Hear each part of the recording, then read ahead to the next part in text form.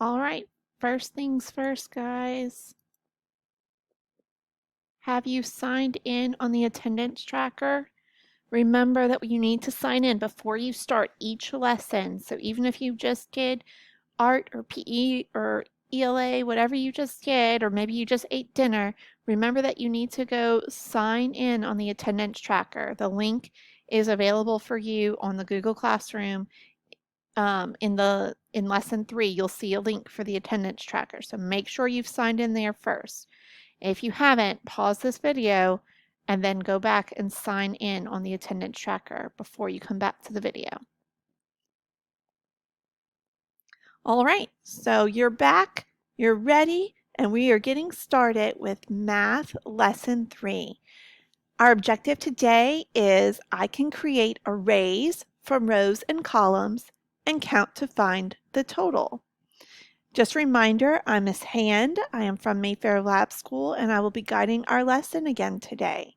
So in our previous 2 lessons, we started off with talking about equal groups. We created repeated addition number sentences or equations to solve to find the total, and we added the complexity of using a tape diagram as a model to show our equal groups. Now today, what we're going to do is, instead of using a tape diagram, we're going to use the math model called an array. Now you probably have done this a little bit already, and we're just going to review. But remember that arrays have rows and columns, and we're going to be talking about what rows are and what columns are so you can help your brain remember. But before we get to all of that, we need to get our brains ready for math today. So we're going to start with the fluency activity. Our activity is I can count by 2s, 5s, and 10s. Now in just a moment, we're going to have a robot count with us. And it's important that we don't just sit and listen to the robot. We need to make sure that we are getting up, we are moving, and we are counting with the robot. That's the most important part, is to make sure that you are counting along with our robot. So get your brains ready, put your thinking caps on.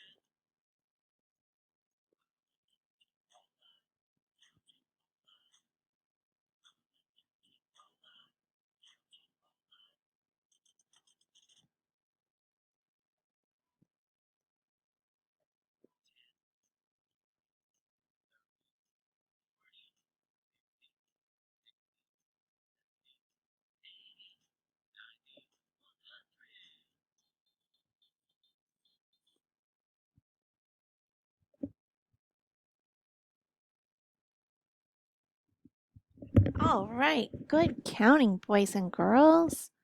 Now we are going to get ready for arrays.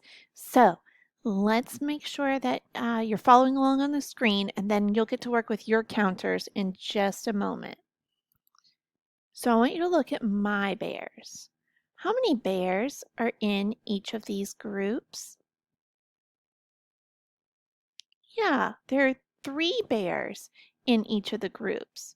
And how many groups were there?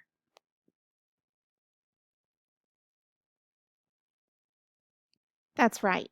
There were 2 groups. Now, how many beans are there all together?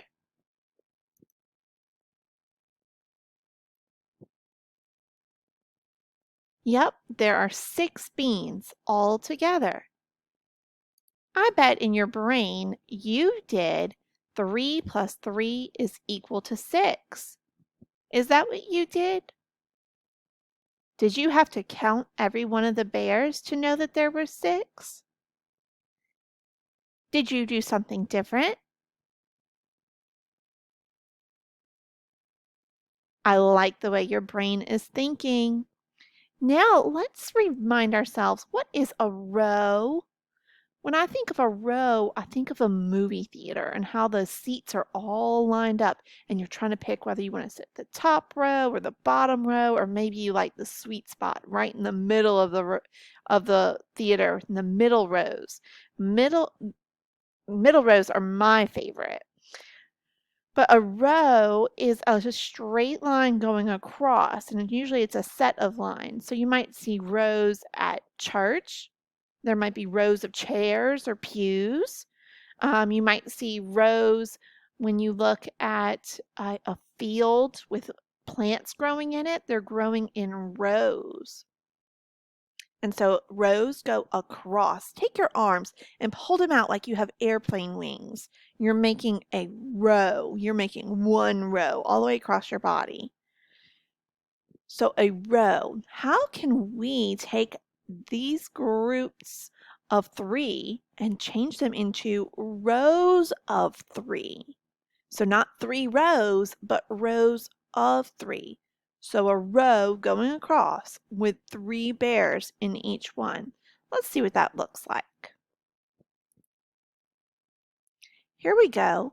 We put them in rows and we put them in straight horizontal lines going across. So here is 1, 2, 3 bears in this row and 1, 2, 3 bears in the second row. So we have rows going across of 3. What do you notice about the rectangular array we just created?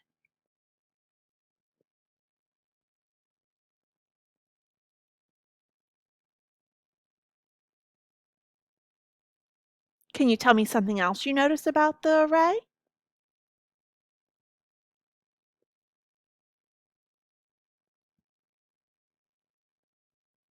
I think some of you said that you saw that the reds are lined up, the greens are lined up, and the blues are lined up together. That's true. I heard some of you saying that you saw 2 rows. 1 row, 2 rows. Some of you said there were 2 going up and down like this. 1, 2, 1, 2, 1, 2. And some of you said that you saw the groups of 3 going across in the rows. 1, 2, 3. 1, 2, 3. Very good noticing. Now, what is a column? I want you to think about a mansion, or maybe a fancy house down in New Orleans, or maybe a plantation home, or maybe even your house, or maybe a house in your neighborhood. And I want you to think about those in front of the homes on their porches. Sometimes homes have columns, and there are these tall support beams that hold up the building. You'd see them like on the front of the White House, or you could see them at a courthouse. They often have these columns that are going vertical. So a column goes up and down. Let's look at our bears and let's see how many columns, some vertical columns, do we see?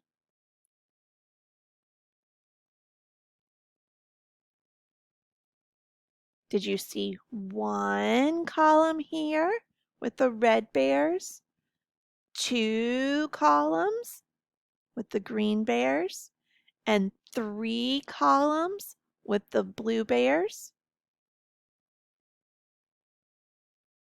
Yeah, so there are 3 columns. You're right, 3 columns. And how many are in each of those columns? How many bears are in each column?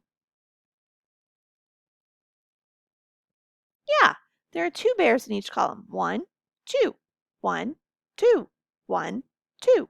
2 red bears, 2 green bears, 2 blue bears. 2 bears in each column. I want you to make your hands go straight up and your other hand go straight down so that you make a tall column with your hands. Ooh, good stretching. That feels good. Reach it up taller. Make it really stretch high. Ah, yeah. And stretch really low, like you're reaching as far high as you can and as low as you can. You're being a column. You're being very vertical. Columns go vertical up and down. So how many bears are there in total? You're right, there's still 6 bears in total. We didn't change the number of bears. We just thought about it differently. The first time we looked at those bears in our rectangular array, we were talking about 3 bears in each row. And then the second time we looked at our bears, we talked about 2 bears in each column and that there were 3 columns. But there were still always 6 bears in our array. Is there another way we can group the bears other than into 2 groups of 3? Go ahead and take your counters. And if you haven't gotten them out yet, I'm going to give you a moment to get your counters out. And you probably don't have bears. You might have beans or pennies or Legos. Get out your counters. You're going to need 6 counters.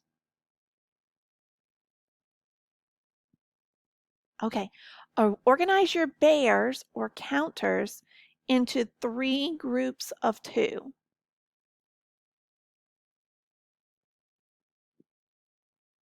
You notice I didn't say 2 groups of 3. On your screen it shows 2 groups of 3.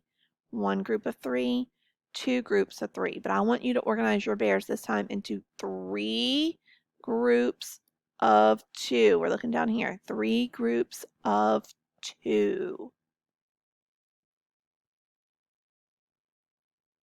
Okay, now take your bears and let's organize them into an array.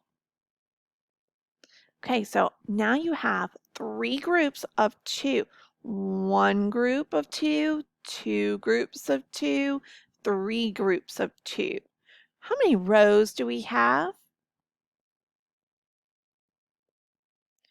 1 row, 2 rows, 3 rows. How many columns do we have? 1 column, 2 columns. How many bears are in each row? So look across the rows. How many bears do you see in each of the rows? 2. How many bears do you see in each column? Going vertical. 1, 2, 3. 3 bears in each column. Okay, we're going to do some more with your counters. So if you haven't gotten your counters out yet, and if you were just watching my bears, this time I really need you to make sure you have your counters. And you're also going to want to go ahead and get out paper and pencil. And give you just a moment to make sure you have all of your materials set up.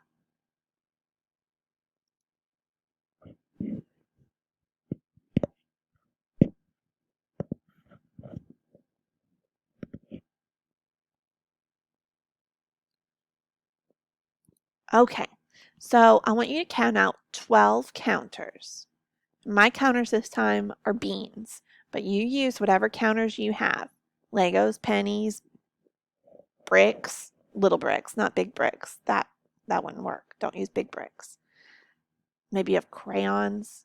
That would be okay. But get out 12 of your counters. Do you have